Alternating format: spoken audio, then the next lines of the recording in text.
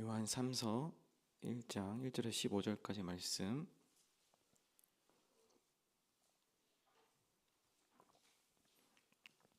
한 절씩 교독하겠습니다. 장로인 나는 사랑하는 가이오 곧 내가 참으로 사랑하는 자에게 편지하노라.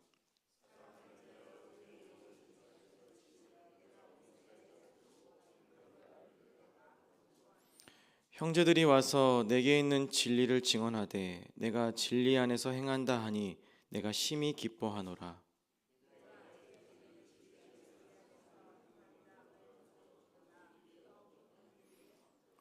사랑하는 자여 내가 무엇이든지 형제 곧 나그네 된 자들에게 행하는 것은 신실한 일이니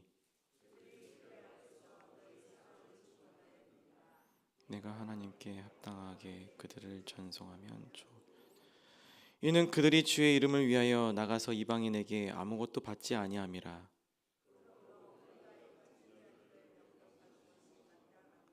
이는 우리도 진리를 위하여 함께 일하는 자가 내가 두어자를 교회에 썼으나 그들 중에 으뜸되기를 좋아하는 디오드레베가 우리를 맞아들이지 아니하니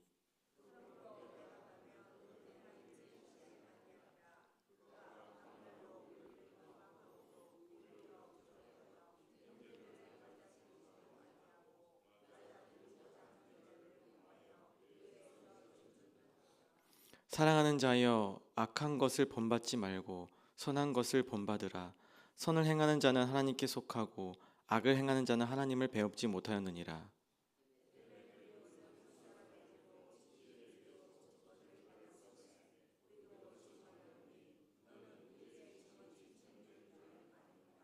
내가 내게 쓸 것이 많으나 먹과 붓으로 쓰기를 원하지 아니하고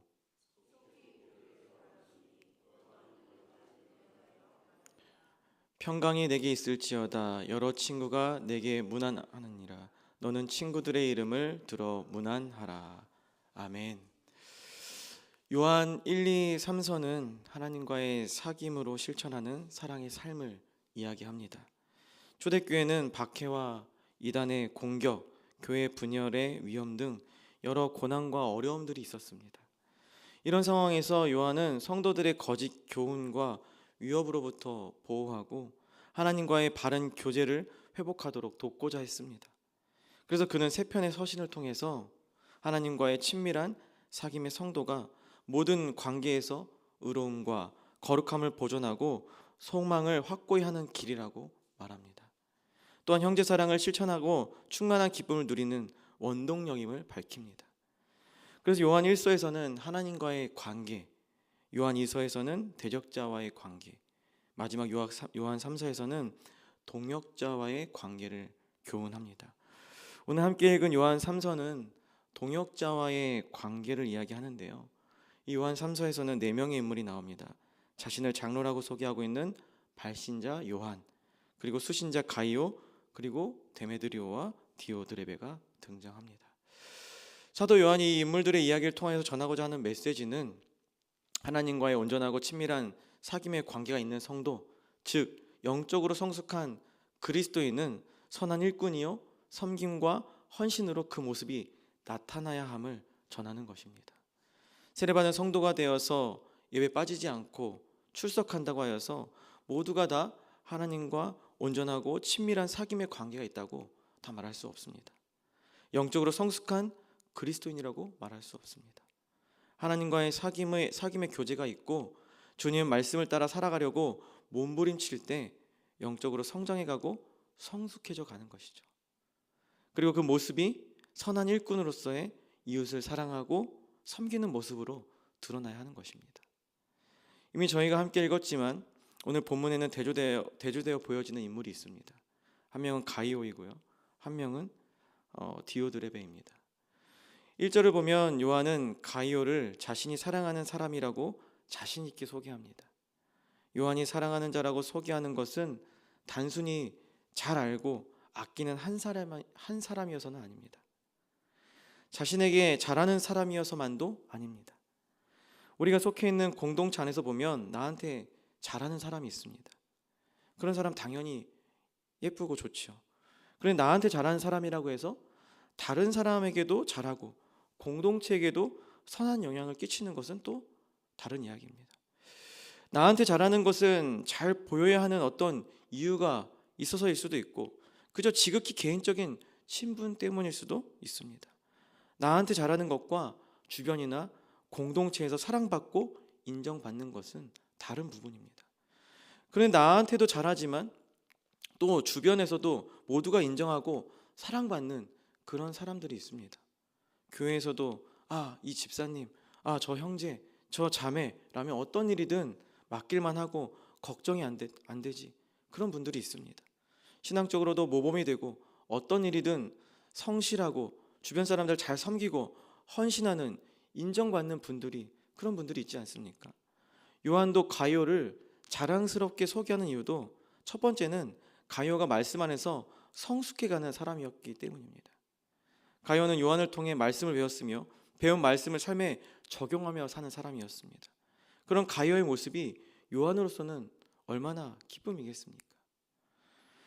사역자에게 가장 큰 보람과 기쁨은 복음의 열매들이 맺혀가는 것을 보는 것입니다. 그것보다 큰 기쁨이 없습니다. 반대로 말씀을 전하고 열심을 다했지만 어떠한 반응도 변화도 일어나지 않는다면 그것만큼 낙심되는 일이 없습니다. 요한에게는 가룟의 모습이 기쁨이었습니다. 그러니 사랑하는 자여 라고 부르지 않을 수 없었던 것입니다. 또한 당시에는 복음을 전하기 위해 나그네와 같이 떠돌아다니는 순회 전도자들이 있었는데 가룟은 이러한 이들을 마다하지 않고 그들의 필요를 채우고 후원하는 일을 감당했습니다. 성경 곳곳에서 하나님의 일을 위해 힘쓰는 자들을 대접하고 도우라고 말씀합니다. 예수님께서도 그리스도를 따른다는 이유 하나만으로 그에게 물 한 그릇이라도 준다면 그 사람은 결단코 상을 잃지 않을 것이다 라고 말씀하셨습니다. 그리스도의 이름을 위해 헌신한 사람들을 대접하는 일은 복음 전도 사역에 없어서는 안 될 중요한 일임을 우리는 기억해야 합니다. 이러한 일에 열심을 보인 가룟은 현대를 살아가는 우리에게도 선한 본보기가 됩니다. 지금 우리가 살아가는 이 시대는 개인주의가 팽배한 시대를 살고 있습니다. 누군가를 집으로 초대하거나 다른 사람에게 관심을 가지고 후원하는 일을 꺼립니다. 지난 청년 캠프 때 어느 강사님이 그런 이야기 하시더라고요. 개인주의는 그냥 우리가 개인주의 하면은 나의 어떤 개인적인 프라이버시도 존중받는 거고 남의 프라이버시도 존중하는 게 개인주의다. 근데 이 시대는 개인주의를 넘어서서 이기주의다. 그러니까 내 프라이버시만 존중받고 남의 것 존중하고 이 정도가 아니라 남의 것 무시하고 그런 이기주의 시대다. 이렇게 이야기합니다.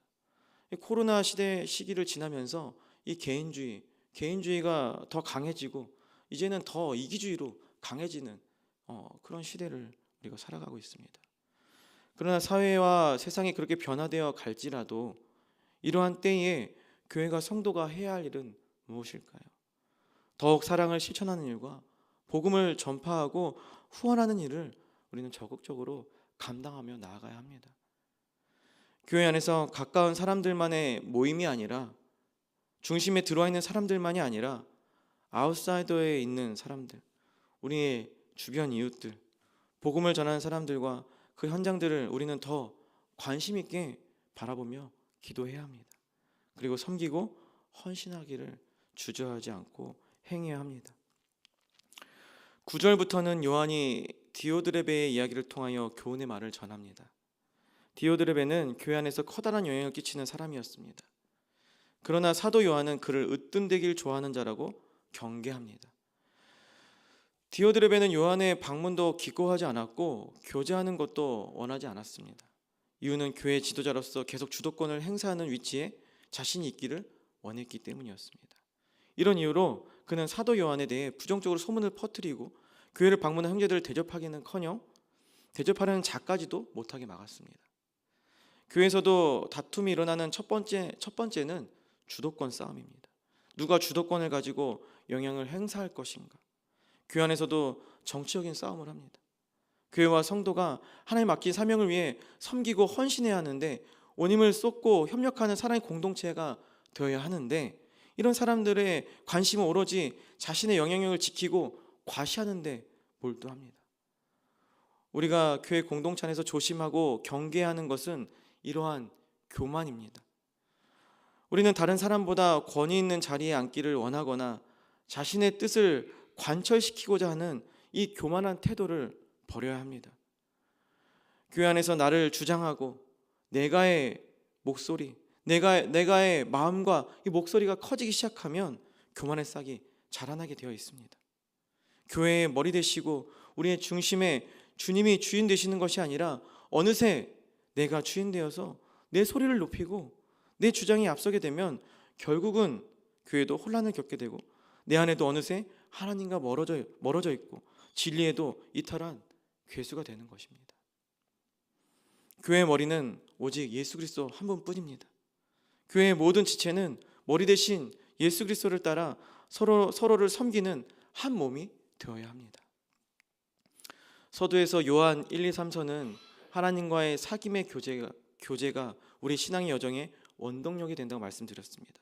그래서 영적으로 성장하고 성숙해져 감으로써 우리 삶의 모습 속에 선한 일꾼으로서의 이웃을 사랑하고 섬기는 모습으로 나타난다고 말씀드렸습니다.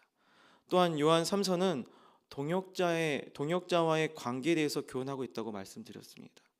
결국 동역자의 관계가 깨져 있는 상태가 되었다는 것은 영적인 성장과 성숙이 이루어지지 않고 있다는 것이고, 영적인 성장과 성숙이 이루어지고 있지 않다는 것은 하나님과의 사귐의 교제가 온전하지 않음을 보여준다고 말할 수 있습니다. 저와 여러분의 삶의 모습은 어떻습니까? 우리의 삶의 모습이 예수님과의 온전하고 깊은 사귐의 교제가 이루어지고 있습니까? 영적인 성장과 성숙이 일어나고 있습니까? 선한 일꾼으로서의 이 세상 속에서 섬김과 헌신의 사명을 감당하고 있습니까? 우리 각자의 내면에 자리 잡고 있는 교만을 십자가에 못 박아야 합니다. 우리 죄를 회개하고 오직 그리스도의 이름을 높이는 겸손한 믿음의 자녀가 되어야 합니다. 우리는 죄인들을 위해 자기 몸을 기꺼이 내어주신 예수님처럼 우리의 교만한 자아를 기꺼이 부인해야 합니다. 오직 사랑으로 표현되는 믿음으로 선한 행실을 도모하고 그리스도의 영광을 위해 헌신하며 나아가야 합니다. 하나님은 지금도 가이오와 같이 선한 일꾼을 찾으십니다. 우리 해군 중앙교회가 저와 우리 성도들이 하나님의 선한 일꾼이 되어 먼저 앞장서서 섬기고 헌신하는 믿음의 자녀 되길 주님의 이름으로 축원합니다. 또한 주님께서는 그러한 삶을 복주시고 영원히 잘되고 강건케 하실 것입니다. 기도하겠습니다. 사랑과 은혜가 충만하신 하나님 아버지, 우리들을 언제나 사랑하여 주시고 풍성한 은혜를 부어주시니 감사를 드립니다. 저희는 받은 은혜와 사랑을 나누고 전하는 삶을 살아가야 하는데 세상 속에 살아가면서 너무 세속적인 가치와 기준을 따라 살아가고 있진 않은지 우리들의 모습을 돌아보며 회개합니다.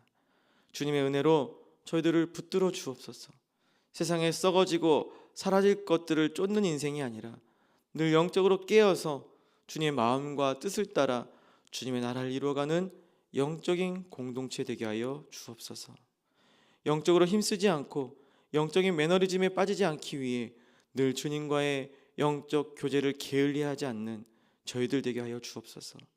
그러므로 가정과 교회, 우리 삶의 자리에서 영적인 부모의 역할을 감당하며 축복의 통로된 삶을 살아가는 저희들 되게 붙들어 주옵소서. 그래서 영적으로 타락한 세대에 빛과 소금의 역할을 감당하며 나아가는 그런 저희 되도록 주여 붙들어 주시고 오늘도 그런 삶의 예배를 드리며 주님께 영광 올려드리는 하루 되게 하여 주옵소서. 이 모든 말씀 살아서 역사하시는 예수 그리스도의 이름으로 기도하였습니다. 아멘.